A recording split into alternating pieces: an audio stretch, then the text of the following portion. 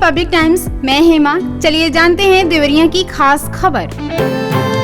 नवीन और नवीनीकरण ऊर्जा विभाग यूपी नेडा द्वारा संचालित प्रधानमंत्री सूर्य घर योजना के अंतर्गत जनपद देवरिया में 10,000 on grid solar power plant संयंत्र स्थापना का लक्ष्य, जिसके बृहद प्रचार प्रसार तथा विद्युत विभाग से समन्वय स्थापित कर कार्यक्रम को गति प्रदान करने के उद्देश्य से कलेक्ट्रेट सभागार में मुख्य विकास अधिकारी प्रत्युष पांडे की अध्यक्षता में विद्युत विभाग, यूपी नेडा, एलडीएम देवरिया तथा यूपी नेडा में इम्पैंडल्ड वेंडर के साथ सनवीन और नवीकरणीय ऊर्जा विभाग यूपी नेडा द्वारा संचालित प्रधानमंत्री सूर्य घर योजना के अंतर्गत जनपद देवरिया में 10,000 on grid solar power plant संयंत्र स्थापना का लक्ष्य निर्धारित किया गया है, जिसके बृहद प्रचार प्रसार तथा विद्युत विभाग से समन्वय स्थापित कर कार्यक्रम को गति प्रदान करने के उद्देश्य से कलेक्ट्रेट सभागार में प्रत्युष पांडे की अध्यक्षता में विद्युत विभाग, यूपी नेडा, एलडीएम देवरिया तथा यूपी नेडा में इम्पैंडल वेंडर के साथ समीक्षा बैठक आयोजित की गई।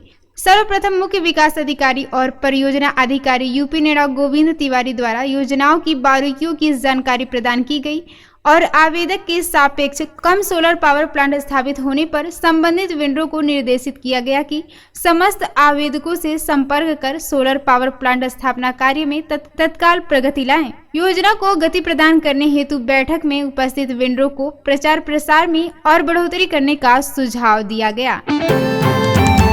प्रभारी जिला दिव्यांग जन सशक्तिकरण अधिकारी कृष्णकांत राय ने बताया है कि निदेशालय दिव्यांग जन सशक्तिकरण विभाग उत्तर प्रदेश लखनऊ से प्राप्त निर्देश के क्रम में जनपद देवरिया के सभी दिव्यांग पेंशन और कुष्ठावस्था पेंशन के लाभार्थियों का आगामी किस्त का भुगतान आधार बेस्ड प्रणाली के माध्यम से आधार लिंक के माध्यम से बैंक खातों में धनराशि स्थानांतरित होना है। सभी दिव्यांगजनों को उन्होंने अवगत कराया है कि वे अपने पेंशन के खाते को बैंक में जाकर आधार लिंक कराते हुए एनपीसीआई जल्द से जल्द करा लें, जिससे पेंशन की धनराशि सुगमता पूर्वक प्राप्त हो सके। तरकुलवा में अधिकारियों की उदासीनता और आपसी खींचतान विकास खंड क्षेत्र के गांव के विकास को पलीता लगा दिया गया है। राज्य वित्त और 13वें वित्त की लगभग 2.5 करोड़ रुपया सिर्फ एक हस्ताक्षर के लिए खाते में पड़ा है, गांव को स्थानांतरित नहीं हो सका है, जबकि वित्तीय वर्ष समाप्त होने में सिर्फ 2 दिन बचे हैं। यही खींचतान चलती रही तो ग्राम पंचायतों के विकास के लिए आया करीब 2.5 करोड़ रुपया लैप्स हो जाएगा। गौरी बाजार थाना क्षेत्र के बैतालपुर कस्बा स्थित एमबी कॉम्प्लेक्स के पास 2 संदिग्धों को नगरवासियों ने दौड़ाकर पकड़ लिया और पुलिस को सौंप दिया। पुलिस की पूछताछ में दोनों ने बैतालपुर के ही पंकज नाम के युवक से मिलना उद्देश्य बताया है, जो पुलिस के गले से नीचे उतर नहीं रही है। पकड़े गए संदिग्धों के पास से एक 9 AM की पिस्तौल भी बरामद हुई है। इस मामले की जाँच में पुलिस और STI गंभीरता से जुट गई है। मेहरौना घाट विकास खंड लार के ग्राम पंचायत संजाव के स्वामी परमहंस धाम टड़वा बारी स्थित भगवान आशुतोष के प्रांगण में पारंपरिक रूप से चली आ रही कृष्ण जन्माष्टमी पर दशमी के दिन दंगल प्रतियोगिता का आयोजन किया। इसमें क्षेत्रीय पहलवानों के अलावा प्रदेश स्तरीय पहलवानों ने भी अपना कला का प्रदर्शन किया।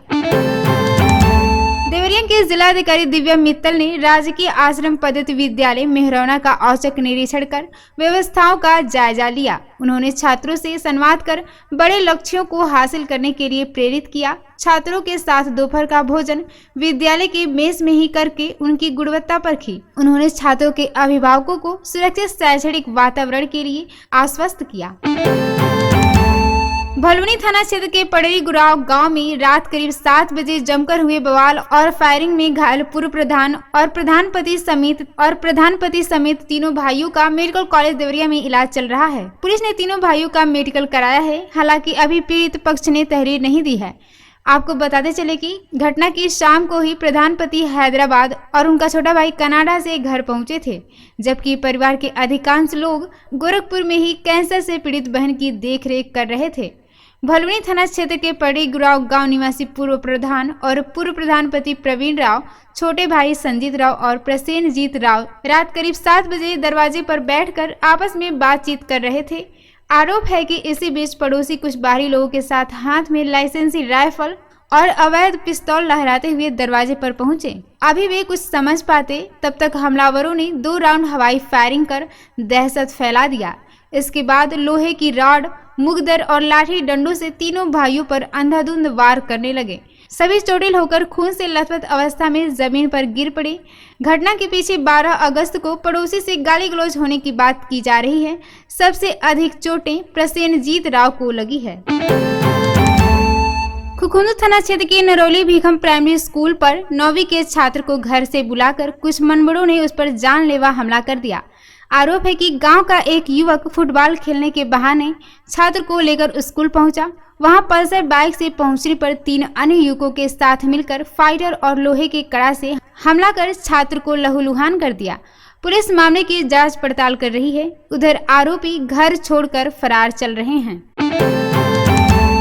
गोरखपुर के सिंगड़िया इलाके में जमीन दिलाने के नाम पर एक जालसाज ने गांव की महिला को झांसे में ले लिया। उसने धीरे धीरे महिला से 18,80,000 रुपए हड़प लिया है। ठगी की शिकार महिला की तहरीर पर पुलिस ने 1 सप्ताह पहले आरोपी विनोद तिवारी के खिलाफ जालसाजी और जानमाल की धमकी का केस दर्ज किया था। इस मामले में पुलिस वादी महिला द्वारा जमीन के लिए अपने बैंक खातों से जालसाज के SBI और बड़ौदा यूपी बैंक के खातों में भेजे गए रुपयों का सबूत इकट्ठा कर रही है।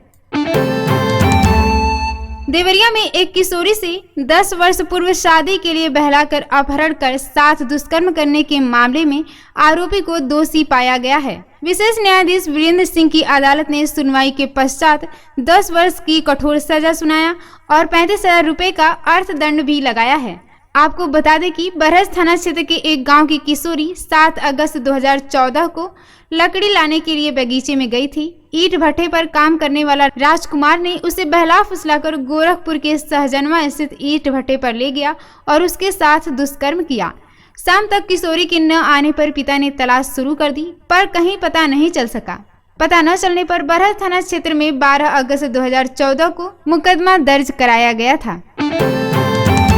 बरियारपुर थाना क्षेत्र के बैजनाथ चौराहे पर रात को एक बंगाली डॉक्टर की छत से गिरने के कारण मौत हो गई। मौके पर पहुंची पुलिस ने शव का पोस्टमार्टम कराने के लिए भेज दिया, जहां पोस्टमार्टम के बाद शव परिजनों को सौंप दिया गया है। आपको बता दें कि बरियारपुर थाना क्षेत्र के बैजनाथ चौराहे पर एक बंगाली डॉक्टर देवाशीष मजूमदार 10 वर्षों से मेडिकल प्रैक्टिस करते थे। उसी चौराहे पर किराए के मकान में परिवार के साथ रहते थे। वह रामचंद्रपुर वेस्ट बंगाल के रहने वाले हैं। रात को वह छत पर सो रहे थे। रात में शौच करने के लिए उठे, उसी समय वह छत से नीचे गिर गए। नीचे ट्रॉली मौजूद थी, जिससे उन्हें काफी गंभीर चोटें आई हैं और मौके पर ही उनकी मौत हो गई। उनकी मौत से परिवार में कोहराम मच गया है। बरहज में परिवहन की टीम नगर पालिका कार्यालय पहुंची, जहां बस स्टेशन बनाए जाने के लिए जमीन आदि के बारे में जानकारी लिया। टीम की ओर से किए गए स्थलीय निरीक्षण इत्यादि को लेकर लोगों में बहुप्रतीक्षित बस स्टेशन बनाने की उम्मीद जगी है।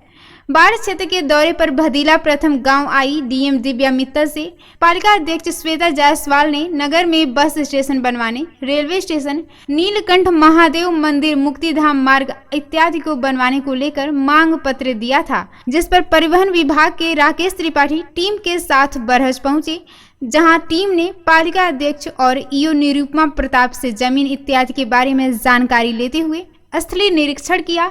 परिवहन टीम द्वारा किए गए निरीक्षण को लेकर लोगों में हर्ष है।